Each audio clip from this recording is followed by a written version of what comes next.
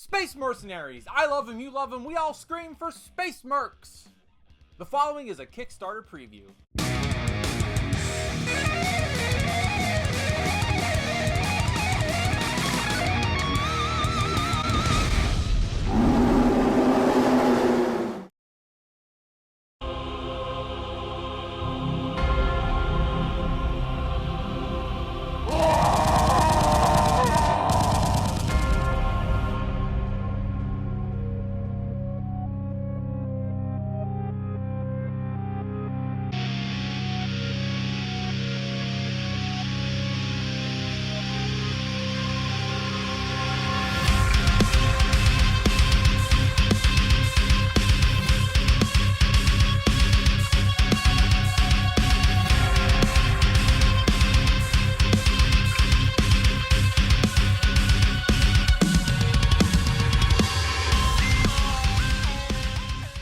Galactic Warlords Battle for Dominion is a card-driven area control game for 2 to 4 players designed by Babis Janaios, with art by the Micho, and is going to be launched on Kickstarter by Archona Games. Set in a broken, divided universe plagued by war, players represent different factions vying for power while hiring mercenaries to do their bidding and dominate planets. Power are victory points, and the person with the most at the end will dominate this universe for centuries to come. You acquire power by completing missions supplied by your mercs when you deploy troops and invade planets, by advancing on a reputation track, and by accomplishing your own secret missions. Player turns have 4 to 5 steps with mandatory and optional phases, but the main action you'll always do will be to play a mercenary card from your hand into your command area.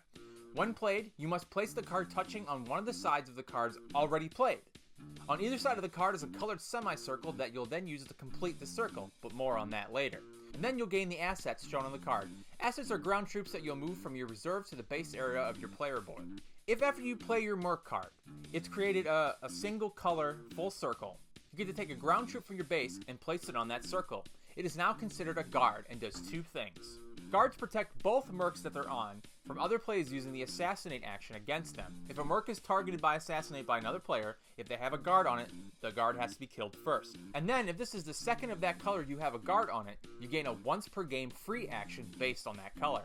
There are powerful actions like orbital bombardments, assassination, covert ops, and additional support. And now the action phase. The merc you played, and all the mercenaries in the game, have a set of actions that you can then choose to play either any or all of them, as long as you fully resolve an action before moving to the next. The deploy action is going to be how you dominate planets. You get to move up to 3 ground troops to any planet or adjacent planet where you already have troops. If you have moved your troops on an empty planet, you've gained control. Otherwise, you've set off an invasion. First, your battle affects the planet. The more battles that take place there, the less there is to gain, and they'll be worth less points at the majority scoring at the end of the game. Next, if the defender has less units than the attacker, they can move a troop from a guard that's already on a mercenary and moving it to the planet, or gaining one with a support card from their base. Now, when you remove a card from a mercenary, you pay attention to the color of their mission banner at the top left. If this color matches the color of the planet the guard is being deployed, you'll get an additional defending maneuver based on the color of the skill it was removed from. First Strike lets you kill one of the invader's units, and it doesn't participate in the invasion. Efficient Targeting lets you discard a support card to re-roll a die per combat round. Fortify lets you gain an additional die. Bolster will let you reinforce again from a troop that's currently on an adjacent planet. Now it's time to roll die. The invader rolls first with 1 die for every ground troop on the planet.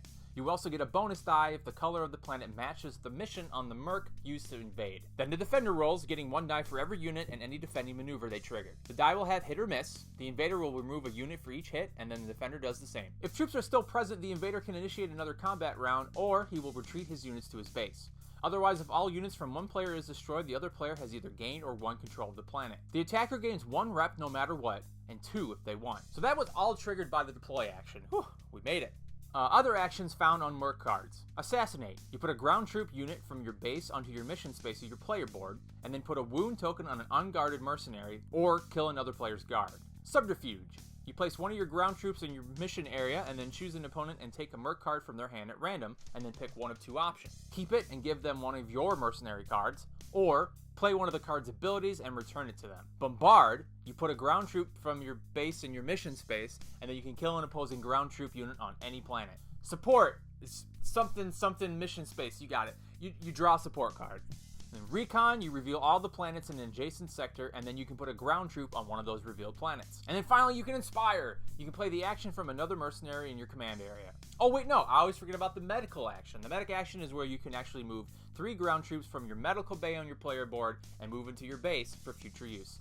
Oh, and certain actions will let you move up the reputation track as you move up, and there's super cool bonuses like defense tokens that protect planets from invasion and lots of other really cool tactical things. And like I mentioned, during the action phase, you may play 1 support card that can give you an additional actions as well. After the action phase is the recovery phase. All units from the medical bay go into the base, then all units in decon are placed in your base, and then all units in the mission space are placed in the decon. The final phase of the game is hiring a mercenary from the market. You can either take a card from the market row and replace with one from the deck, or if you draw blindly from the top of the deck, you'll remove all 4 revealed cards from the game. This entire time, you also have secret missions you can reveal when completed anytime during your turn. Some of them will have an objective like have 5 units deployed in the sector, and some will just have highlighted sectors where you have to have at least 1 planet under your control. On the left of the mission card is immediate bonuses you can choose to gain, and on the right is for endgame scoring. The game ends in 3 ways. The last card of the mercenary market is taken, after which each player gets 1 more turn. If a player reaches the end of the reputation track, then the next player plays the last turn of the game, or a player plays his 4th mercenary with the same colored mission banner. If you have completed missions, you'll add your power shown on the card. For every planet you control that matches a non-wounded merc missions banner in your command area, you'll receive 2 points each. And then each player with a majority of units on any of the 6 types of planets gets power equal to the space on that planetary devastation track I was mentioning earlier in the video. So if you are a person or have a game group that likes tactical area control games, then this should definitely be on your radar. Basically, all you do on your turn is play a merc card from your hand, but then it triggers a cascade of decisions that you'll have to make, not only in that turn, but for future turns. I think someone who enjoyed this, or Inish, or quite honestly Forbidden Stars, you should definitely be checking this campaign out. You'll also be getting miniatures, which my prototype didn't come with any, and the art by the Micho is fantastic. You can find the link to the campaign in the video description below. Thanks for watching Board Game Beasts. Please like, share, subscribe, follow us on Twitter and Facebook, and as always, play all the games, slay those beasts!